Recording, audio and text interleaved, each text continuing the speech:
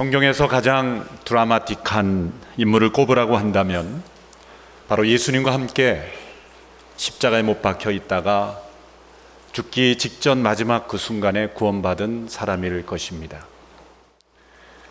십자가상의 두 번째 말씀은 바로 이 죄수에게 주신 구원을 약속하시는 예수님의 말씀입니다. 예수님 옆에 매달렸던 한 죄수가 예수님께 간청했습니다. 예수여, 당신의 나라가 임하실 때 나를 기억하소서. 바로 이 구원을 요청하는 죄수의 간구에 예수님께서 응답하신 말씀이 바로 오늘 두 번째 예수님의 말씀입니다.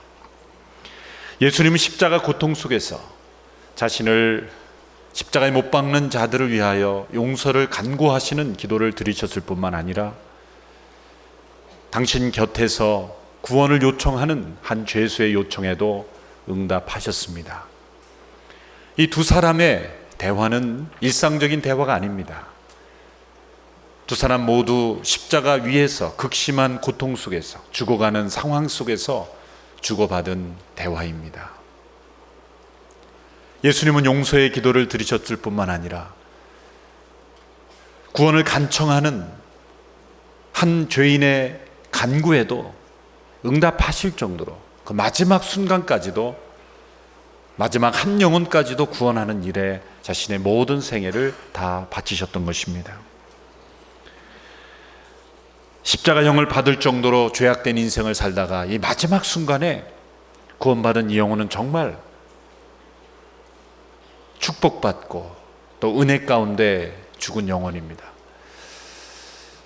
재미있는 것은 많은 사람들, 특별히 믿음을 보류하고 믿기를 거부하는 많은 사람들이 믿지 않는 이유를 근거로 해서 바로 이 사람처럼 나는 인생을 마음대로 살다가 마지막 순간에 구원받으면 되지 않는가, 그런 생각에서 자신의 믿음을 거부하는 근거로, 그 성경적 근거로 이 사람을 제시하고도 합니다.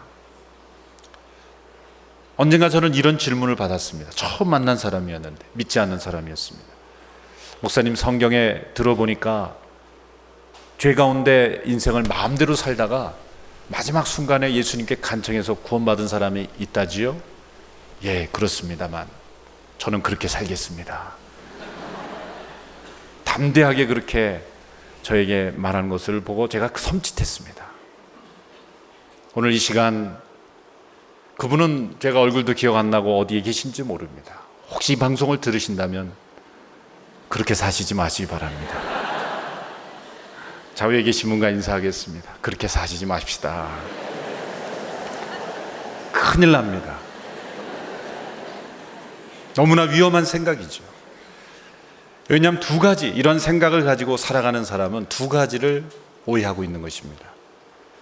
첫째로, 우리의 인생의 마지막은 언제 올지 모릅니다. 어떤 사람의 경우에는 자신의 인생의 마지막을 예측하고 준비할 수 있는 시간이 있는 경우도 있지만, 대개는 불시에 자신의 인생의 마지막을 미처 준비하지 못한 채 인생의 마지막을 당하는 사람이 훨씬 더 많습니다. 그러므로 우리는 인생의 마지막이 언제가 될지 모르기에 우리는 항상 준비하고 있지 않으면 나는 인생의 마지막 때 이 사람처럼 그렇게 회개하고 구원받으면 된다라는 생각은 매우 위험한 생각이지요. 또 한 가지, 사실은 이 구원받은 죄수는 인생의 마지막 기회에 구원받은 것이 아니라 예수님을 만난 첫 번째 기회를 붙잡은 것입니다. 예수님을 만날 수 있는 많은 기회를 가졌음에도 불구하고 거절하다 마지막 순간에 영접한 것이 아니라, 이 사람이 살아온 인생을 보면은 예수님을 만나 이 말씀을 들을 기회는 거의 없었을 것으로 추정했습니다. 예수님을 만난 첫 번째 순간에 그는 이 기회를 놓치지 않고 붙잡았던 것입니다. 그러므로 우리는 날마다 하나님 앞에 오늘이 마지막인 줄 알고 우리는 살아야 하는 것이죠. 예수님께서 이 두 명의 죄수 한가운데 십자가에 못 박혀 세움을 받았다는 것, 이것은 결코 우연이 아닙니다. 우리의 인생에 일어나는 모든 일들이 우연이 아니고 특별히 예수님의 생애 가운데 일어나는 모든 일들은 하나님의 섭리 가운데 있는 것입니다. 왜 두 죄수 가운데 있었을까? 복음서를 읽어보면 두 죄수는 서로 아는 사이였던 것으로 여겨집니다. 두 죄수 간의 오고 간 대화를 보면 틀림없이 두 사람이 공범이었거나 아니면 함께 어떤 죄 가운데 연루된 사람인 것으로 생각됩니다. 그렇다면 상식적으로 예수님을 한쪽에 세워두시고 그리고 두 사람을 한쪽에 몰아서 세울 수도 있었을 텐데 두 사람을 양 사이에 두고 가운데 예수님을 두신 그 배치 자체가 참으로 이해되지 않는 배치입니다. 그것은 하나님의 놀라운 섭리입니다. 군병들이 거기까지 다 의식하고 했을지는 모릅니다. 아무 의식 없이 그냥 그렇게 했을지도 모릅니다. 그러나 그것 또한 이사야 53장 12절에 나타난 대로 범죄자 중에 하나로 헤아림을 입었다. 범죄자 중 하나로 헤아림을 입도록 하기 위해서 그 중간에 죄인들 가운데 예수님을 세워둔 것이죠. 그러나 그것보다 더 중요한 의미가 있습니다. 단지 범죄자 중 하나로 헤아림을 받은 것뿐만 아니라 하나님께서 그런 배치로 세움을 받은 것을 생각해 보면 예수님의 그 말씀과 기도를 바로 곁에서 들을 수 있도록, 그래서 이 한편의 죄수가 구원받은 것처럼 다른 한편의 죄수도 구원받을 수 있는, 마지막 최후의 양편 죄수 모두가 구원받을 수 있는 기회를 하나님께서 허락하신 것이라고 생각할 수가 있는 것이죠. 한편의 죄수가 예수님의 그 말씀과 기도를 듣고 변화가 되었다면 두 사람 모두에게 구원의 기회가 허락된 것입니다.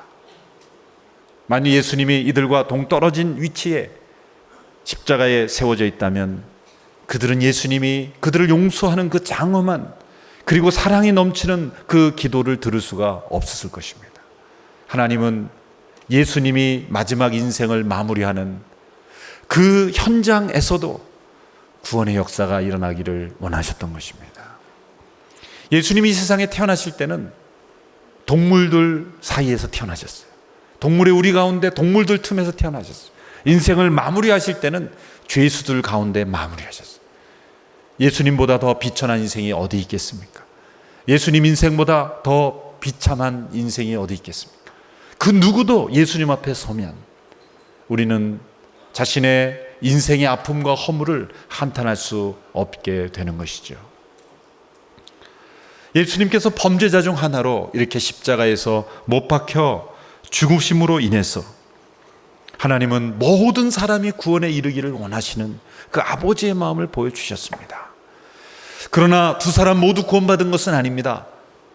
한쪽의 죄수는 구원을 요청하며 구원받았지만 다른 한편의 죄수는 끝까지 거부하며 죄 가운데 죽었습니다. 동일한 메시지, 동일한 상황, 동일한 예수님의 음성을 들었음에도 불구하고 한편 죄수는 구원을 받았고 또 한편 죄수는 구원받지 못했습니다. 하나님은 모든 사람이 구원에 이르기를 원하시지만 모든 사람이 하나님의 구원을 받아들이는 것은 아니라는 그 안타까운 사실을 우리는 알 수 있게 됩니다. 이것은 전적으로 하나님의 은혜요, 하나님의 주권입니다.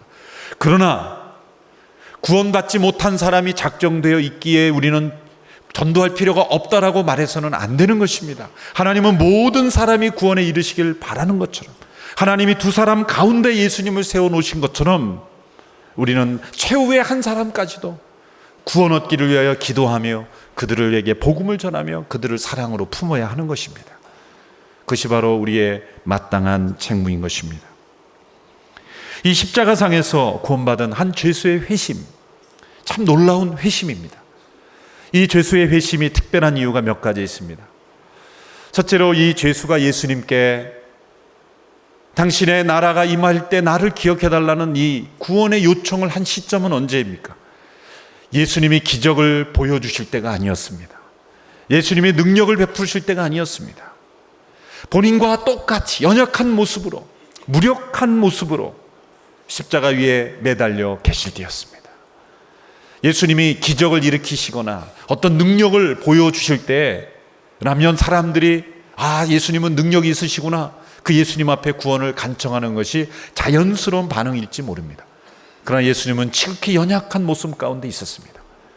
그러나 이 죄수는 놀랍게도 그 연약해져 있는 죄수의 모습으로 못 박혀 있는 그 예수님께 자신의 구원을 간청했다는 거예요. 그래서 이 죄수의 회심이 놀라운 것입니다. 또 이 죄수는 두 번째로 초자연적인 현상이 일어날 때 간구한 것이 아닙니다.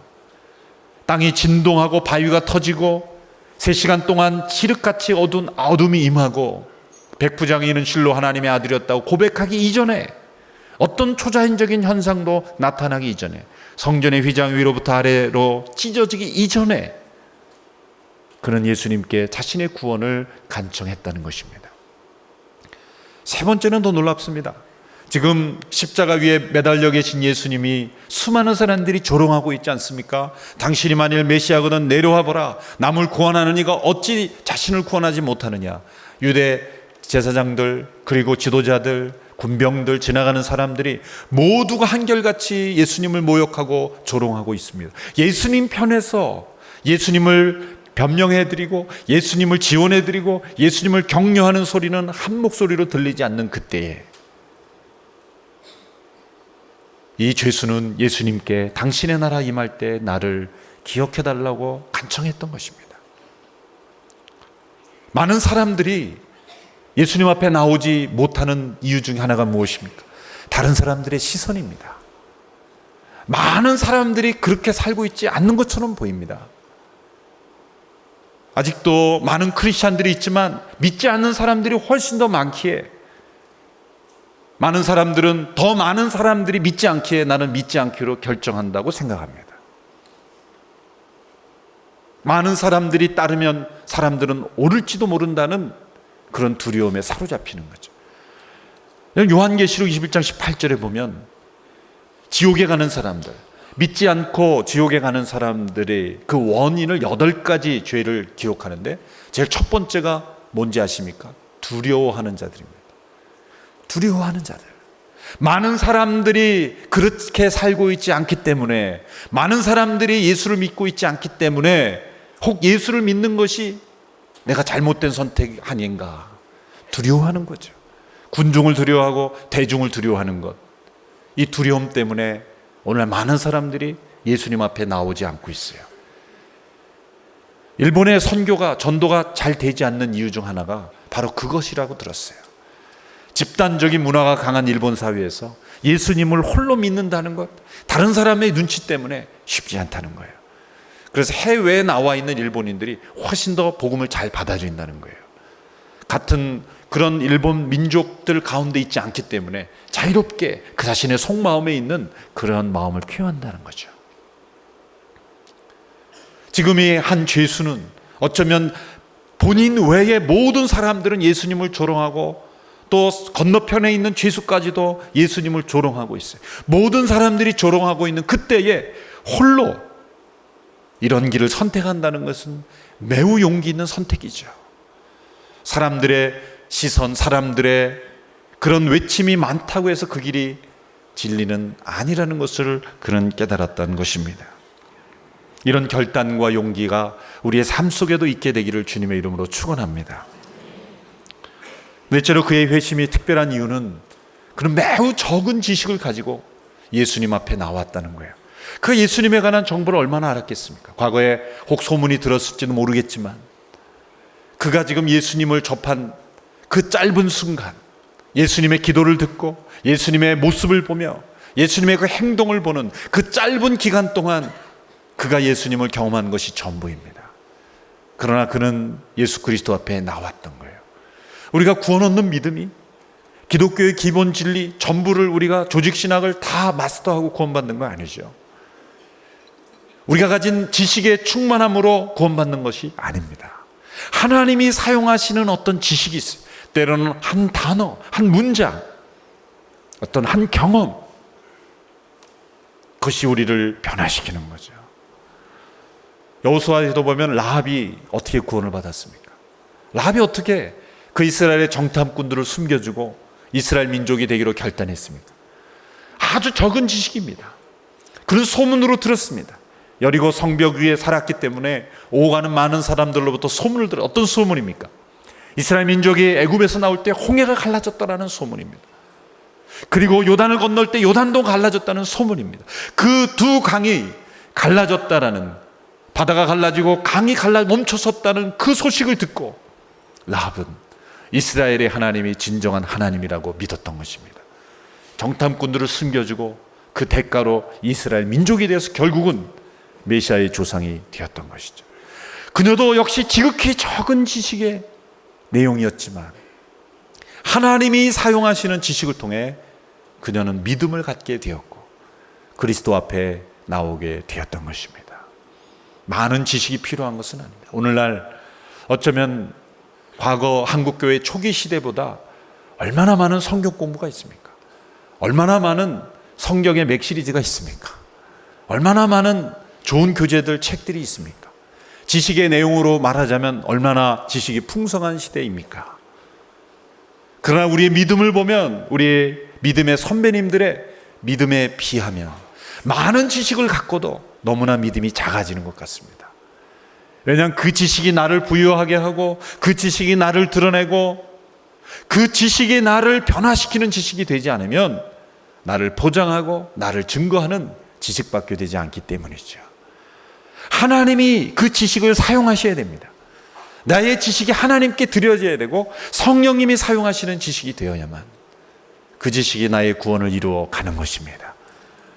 우리가 매일매일 읽고 묵상하는 큐티의 말씀, 우리가 읽는 어떤 도서, 우리가 함께 공부하는 성경 공부의 내용이 정말 우리가 구원에 이르게 하는 참된 구원의 지식이 되기를 주님의 이름으로 축원합니다. 이 죄수를 보면 율법을 지킬 수 있는 시간적 여유도 없습니다. 변화된 삶을 보여줄 수 있는 그러한 기회도 존재하지 않습니다. 그러나 예수님은 그를 구원해 주셨습니다. 성경에 나오는 인물 가운데 정말 오직 은혜로 구원받았다는 것을 가장 절실하게 보여주는 인물이 바로 이 사람이죠. 오직 은혜. 깨끗한 삶도 살지 않았습니다. 또 깨끗한 인생을 살 기회도 없습니다. 율법도 상관없이 살았습니다. 십자가형을 받을 만큼 극악한 죄인이었습니다. 그러나 그가 예수 그리스도를 분별하고 참된 지식, 아주 적은 지식이지만 그 지식을 붙잡고 그리스도 앞에 나왔을 때 그의 모든 허물과 그의 모든 지나온 살아간 인생을 한순간에 십자가의 보혈로 덮어주시고 구원 얻게 하시는 놀라운 은혜, 오직 은혜로 구원 얻는다는 것을 우리에게 보여주는 귀한 예인 것입니다. 오늘 이 구원의 복음, 이 용서의 복음, 우리가 행한 것과 상관없이 오직 값없이 의롭다함을 주시는 이 구원의 은총이 우리 모두에게 다시금 회복될 수 있게 되기를 축원합니다. 그런데 이러한 구원의 은총을 받은 사람들에게서 나타나는 마음의 상태가 있습니다. 마음의 상태가 있습니다. 그것은 정직이요, 겸손이요, 죄에 대한 고백입니다. 이런 마음의 상태가 이 죄수의 고백에서도 나타납니다. 누가복음 23장 40절로 42절의 말씀, 이 죄수가 주님 앞에 간구했던 이 내용을 같이 한번 읽어보겠습니다. 시작. 그러나 다른 죄수는 그를 꾸짖으며 말했습니다. 너도 똑같은 십자가 처형을 받고 있으면서 하나님이 두렵지도 않느냐? 우리는 우리가 저지른 짓이 있으니 마땅히 받을 벌을 받는 것이지만 이분은 잘못한 일이 아무것도 없다. 그리고 말했습니다. 예수여, 당신의 나라에 들어가실 때 저를 기억해 주십시오. 이 짧은 그의 말에서 성령님께서 그의 마음이 어떻게 역사하셔서 구원 얻게 되었는지 그 마음의 상태를 잘 보여주고 있습니다. 첫째로 그는 하나님께서 죄에 대하여 심판하시는 두려운 분이라는 것을 그는 고백하고 있습니다. 하나님이 두렵지도 않느냐? 그러나 하나님이 두렵다는 거예요. 구원은 누구에게 임합니까? 하나님이 죄를 심판하실 것이며 그 한 심판하시는 하나님을 두려워하는 자에게 구원이 임하는 것입니다. 여러분, 하나님을 두려워하는 저와 여러분이 되기를 축원합니다. 하나님을 무서워하는 것과 하나님을 두려워하는 것은 차이가 있어요. 두려워한다는 건 하나님을 경외한다는 것으로 나아간다는 거예요. 하나님이 무서운 것은 그냥 피하고 싶고 상대하고 싶지 않은 하나님이 되어버리지만 하나님을 정말 두려워하고 하나님을 정말 경외하는 사람은 하나님 앞에 가까이 나아가는 것입니다. 자녀들도 보면 부모를 단지 무서워하는 자녀는 부모를 점점 멀리합니다. 상처가 있으면 부모를 미워하고 싫어하고 무서워하는 거예요.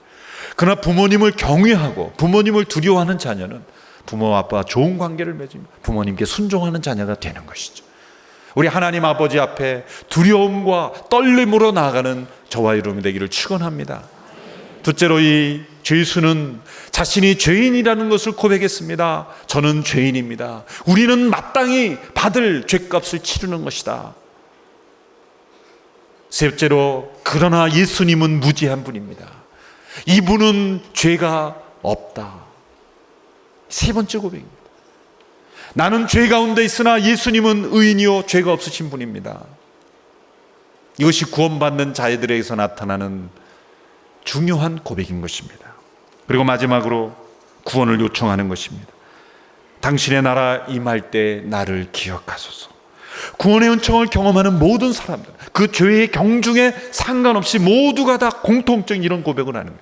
저 십자가 위에 매달려 중벌을 범하여 죄를 짓고 처벌을 당하는 죄인이나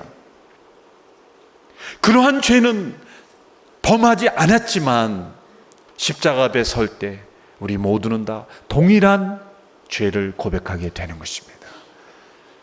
사형을 언도당하는 죄인만이 죄인이 아니라 오늘 이 시간 이 예배당에 앉아서 예배하는 저와 여러분들도 동일한 이 고백을 해야만 구원의 은총이 체험되는 것입니다. 하나님은 죄를 심판하실 것이고 그러므로 우리는 하나님을 두려워하는 것입니다. 우리 모두는 죄인이며 십자가의 용서가 필요한 것입니다. 그러나 예수님은 죄가 없는 분이 불의한 우리를 위하여 대신 못 박혀 죽으셨습니다. 그러므로 우리는 예수 그리스도 앞에 간청해야 합니다. 주님 나라 임하실 때 나를 구원하소서. 이 고백만 주 앞에 하면 주님은 틀림없이 우리에게 구원을 약속하십니다. 아니, 이미 구원 얻은 것입니다. 하나님은 이러한 고백을 가지고 나오는 모든 이들을 구원하시기로 작정하셨기 때문입니다. 이 죽어가던 죄수가 구원받았다는 것은 무엇을 의미합니까? 그리스도 앞에 나오는 자는 누구든지 어떠한 죄를 지었든지 간에 절망할 필요 없이 구원 얻을 수 있다는 희망을 우리에게 보여주는 것입니다. 이 죄수가 구원받을 수 있다면 우리 가족 중에 강팍한 마음을 가지고 아직도 예수 그리스도를 거부하는 영혼이 있다 할지라도 그 영혼도 구원받을 수 있다는 희망을 우리에게 보여주는 것입니다. 아직까지 믿음을 거부하고 있어서 인생의 마지막이 준비되지 않은 많은 사람들이 있다면, 아직 그의 죽음이 임박하지 않았다면 그분들도 구원 얻을 수 있다는 희망을 우리에게 보여주시는 것입니다. 그 누구도 나는 죄가 너무 많아서 예수님이 나를 포기하실 거라고 절망할 필요가 없다는 거예요. 인간의 아무리 죄악이 커도 하나님의 은혜는 언제나 우리의 죄악보다 더 크고 넘치신다는 것을 우리는 믿어야 하는 것입니다. 함께 고백하시기 바랍니다. 하나님의 은혜는 나의 죄보다 크십니다. 하나님의 사랑은 나의 허물보다 크십니다. 믿으십니까? 이것을 믿어야 십자가의 은혜가 임하는 것입니다. 하나님의 은혜는 언제나 나의 죄와 나의 허물보다 크신 분입니다. 그 예가 바로 이 예수님의 그 응답을, 이 죄수가 간청한 이 간구와 이 예수님의 응답을 대조해 보면 아주 흥미롭습니다. 이 죄수가 간구하는 그 문장과 예수님이 대답하시는 그 대답을 딱 대조해서 놓으면 너무나 대조가 돼요. 그리고 예수님의 그 약속과 구원의 말씀은 이 죄인이 간구함보다 언제나 넘칩니다. 언제나 흘러넘치는 구원의 은총을 약속하셨어요. 이제 단어들을 한번 기억해 보십시오. 죄수가 뭐라고 말씀했습니까? 원어 순서대로 말하자면 죄수는 이렇게 말했습니다. 나를 기억해 주소서. Remember me. 나를 기억해 주소서. 예수님은 뭐라고 말씀하셨습니까? 내가 나와 함께 있으리라. 죄수가 요청한 것은 뭐예요? 기억만 해달라는 거예요. 감히 내가 예수님과 함께 있게 해주십시오라고 간청할 수가 없었던 거예요. 마치 당자가 집에 돌아왔을 때 그 아버지의 아들이라 일컬음을 받지 못할 것으로 스스로 생각하고, 저를 아들이라 일컬을 필요는 없습니다. 단지 종 중 하나로만 여겨도 저는 좋겠습니다. 자신의 방탕했던 삶을 그 죄송한 마음에 저를 죄인 중에 하나, 그리고 종의 하나로 받아들여 달라고 그렇게 간청했잖아요. 자신의 살아온 인생을 보면 감히 하나님께 나를 아들이라 불러달라고 요청하기 어려운 거예요. 이 죄수의 마음이 그런 거예요. 그래서 그 하나님의 은혜를 미니마이즈 하는 거예요. 최소화시켜서 기억만 해 주십시오. 기억만 해 주십시오. 당신의 나라 임할 때 최소한의 은혜가 있다면 어떻게 나를 처분하든지 그것은 내 소관이 아닌 줄 믿습니다. 나를 기억만 해 주십시오. 그런데 예수님 뭐라고 말씀하셨어요? 내가 나와 함께 있으리라. 함께 있으리라. 이 함께 있는 것, 사도 바울은 죽음을 뭐라고 표현했습니까? 몸을 떠나서 그리스도와 함께 있는 것이라고 말하고 있어요. 믿는 자들은 죽은 이후에 그 땅속에 누워 있는 것이 아니라 이 죽음과 부활 사이에 어떤 상태가 되는 거예요? 예수님과 함께 있는 것입니다. 예수님과 함께 있는 거예요. 믿는 자의 상태. 죽은 자들은 연옥이라는 곳에 대기해서 나머지 가족들의 헌금을 얼마나 하느냐, 얼마나 선행하느냐에 따라서 지옥 갈 사람이 천국에 가기도 하고 천국 갈 사람이 지옥, 그런 대기 상태가 아니에요. 우리는 죽음 직후에 여러분이 죽은 후 1분에 여러분의 상태를 확신할 수 있게 되기를 축원합니다. 그리스도 안에 믿는 자들은 죽음 직후에 그리스도와 함께 있는 것이에요. 함께 있는 거예요. 이 죄수는 감히 예수님과 함께 있게 해주십시오라고 간청할 수가 없었어요. 그러나 예수님은 그의 간청과 비교할 수 없는 축복에 넘치도록 주셨어요. 너는 나와 함께 있을 것이다. 둘째로 죄수는 뭐라고 간청했습니까? 당신의 나라에 들어갈 때, 당신의 나라. 이 나라는, 이 죄수는 어떤 나라인지 모릅니다. 그런데 예수님은 구체적으로 말씀하셨어요. 그 나라는 낙원이다. 그는 낙원이다. 요한계시록 마지막에 나타난 새하늘과 새 땅의 모습은 동산의 모습이에요. 창세기에서 하나님께서 아담과 하와에게 만들어줬던 에덴의 동산이 회복된 모습으로 동산의 낙원의 모습이 보입니다. 그 새하늘과 새 땅은 예수님께서 우리를 위하여 예비하시겠다고 하신 그 땅입니다. 요한계시록 22장 마지막 장의 그 땅의 모습은 마치 회복된 에덴 동산, 나무가 있고 강이 흐르고 열매가 맺어지고, 놀라운 것은 그 동산에는 선악과가 없다는 거예요. 태초에 인간에게는 선악과가 필요했어요. 왜? 시험이 필요했던 것입니다. 아직 하나님과의 관계가 성숙되지 않았던 거예요. 아직 순종을 배워야 하는 단계였던 것입니다. 시험이 필요했던 단계입니다. 그러나 새하늘과 새 땅에는 시험이 필요 없는 생명나무만 존재하는 땅이 되는 것입니다. 바로 그 낙원에 내가 나와 함께 있으리라. 얼마나 놀라운 말씀입니까? 또 이 죄수는 뭐라고 간청했습니까? 당신의 나라에 임할 때에, 당신의 나라가 들어갈 때에, 그때의 미래를 말했어요. 그때가 언제인지 모르게 당신의 나라가 임할 때에 나를 기억해달라고 그랬어요. 예수님 뭐라 그랬습니까? 내가 오늘. 예수님의 이 말씀에서 가장 강조되고 있는 말씀은 바로 이 오늘이라는 단어예요.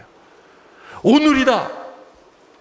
먼 미래에 내 나라가 임할 때에 그때야 비로소 너를 기억하는 것이 아니라 바로 오늘. 왜 그랬습니까? 그 죄수는 오늘 죽군요. 오늘 죽게 됐거든요.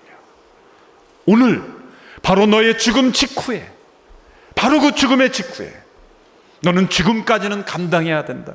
너가 이 땅에서 살았던 그 죄의 대가로 너는 죽음 앞에 서게 될 것이다. 그러나 내가 지금 죄를 고백하고 내 앞에 나와 구원을 간청했기에 너는 오늘 나와 함께 낙원에 있을 것이다. 바로 오늘입니다. 구원의 순간은 먼 미래가 아닙니다. 우리 믿는 성도들 가운데 이런 단어를 없애야 돼요. 마지막에 천국에 갈지 몰라. 그 성도들은 열심히 살았기에 꼭 천국 갔으면 좋겠어. 확신이 없어요. 그래, 내가 천국 갈까? 순몸에서 나눌 때 누가 갈지 서로 이런 확신 없는 생활할 수 않게 되기를 축원합니다. 예수님이 이 강도에게도 말씀, 오늘 내가 나와 함께 낙원에 있으리라. 확신은 나의 삶으로 얻어지는 것이 아니라 예수님의 말씀 때문에 내가 구원 얻는 것입니다. 내가 의롭게 사는 삶으로 구원 얻었다면 구원 못 받는 사람 너무나 많을 거예요. 아무렇게나 살라는 뜻이 아닙니다. 오직 은혜로, 오직 예수님의 보혈로, 예수님의 공로로 구원 받았으니 이제는 우리는 구원을 확신해야 할 줄로 믿습니다. 구원을 보험처럼 얻으려는 사람이 있어요. 내가 많은 것을 이렇게 보험료를 내면 나중에 얻게 되잖아요. 선행이라는 보험, 도덕이라는 보험, 그리고 나의 어떤 종교적인 활동이라는 보험, 교회 출석한 보험, 그 보험이 아닙니다. 이 보험으로 생각하는 사람은 교회만 나오지 않고 불에도 가고 여러 군데 다 보험을 여러 종류로 들어놓는 거예요. 보험이 아닙니다. 인슈런스가 아니에요. 구원은 인슈런스, 어슈런스, 받는 겁니다. 선물로 받는 하나님의 구원을 확신하는 저와 여러분 되기를 축원합니다. 내가 오늘 나와 함께 낙원에 있으리라. 예수님은 이 예수가 죽기 전에 돌아가셨어요. 그리고 낙원에서 그를 맞이할 준비를 하고 계셨을 거예요. 그래서 스펄전 목사님은 아주 재밌는 말씀했습니다. 이 예수는 예수님이 이 세상에 살 때 마지막 친구였다. 그러나 천국에서는 제일 먼저 만나는 친구였다. 얼마나 아름다운 말입니까? 인생의 마지막 친구가 제일 먼저 만나는 친구가 되는 이 아름다운 구원의 드라마가 십자가상에서 이루어진 것입니다.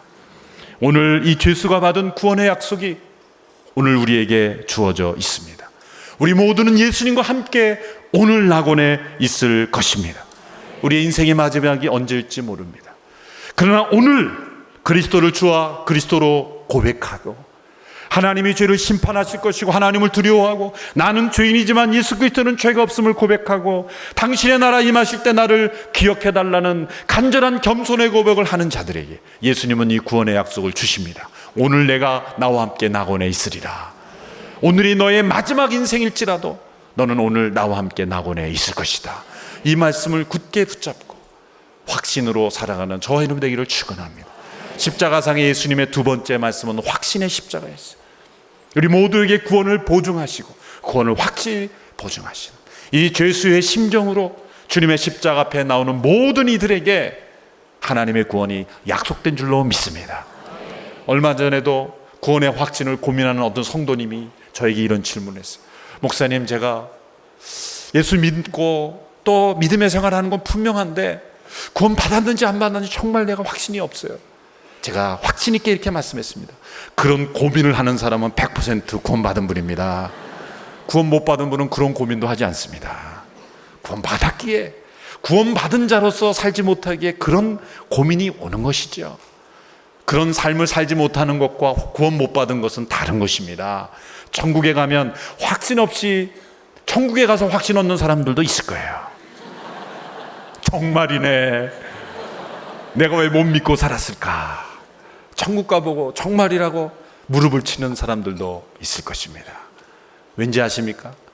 저도 예수 그리스도를 유아 세례를 받고 어려서부터 믿음의 생활했지만 구원의 확신을 얻은 것은 대학 이상에 들어갔거든요. 그럼 제가 만일 고등학교 때 생명을 마쳤다면 저는 구원 받았을까요? 못 받았을까요? 만일 제가 못 받았다면 정말 억울한 거죠. 저는 확실한 믿음의 고백을 했어요. 정말 신앙을 고백을 했어요. 확신이 없어서 점심시간에 점심을 안 먹고 학교 체프실에 가서 점심시간에 기도를 했어요. 예수님을 보여달라고. 당연히 구원의 확신이 있으면 저는 확신이 없었어요. 만약 그때에 하나님 저를 부르셨다면 그보다 지금 생각하면 아닌 거예요. 성령의 기름 부으심을 체험하지 못했기 때문에 어떤 때는 구원받은 것 같고 어떤 때는 구원받지 못한 것 같고 그랬을 뿐이에요. 그러나 오늘 이 약속의 말씀을 굳게 붙잡고 성령님이 내 안에 주관하셔서 나의 옛사람을 십자가에 못 박고 성령님이 나의 인생을 주관하는 인생을 살게 되면 구원의 확신이 능력으로 체험되는 것입니다. 오늘 내가 나와 함께 낙원에 있으리라. 이 약속의 말씀을 바로 이 한 죄수에게만 주신 약속이 아니라 저와 여러분 모두에게 주신 구원의 약속인 것을 확신하고 주님을 고백하며 주와 함께 낙원에 있을 그날을 소망하며 주님이 언제 우리를 부르시든지 바로 오늘 나는 주와 함께 낙원에 있을 것을 믿고 확신하며 사는 저와 여러분 되기를 주님의 이름으로 축원합니다.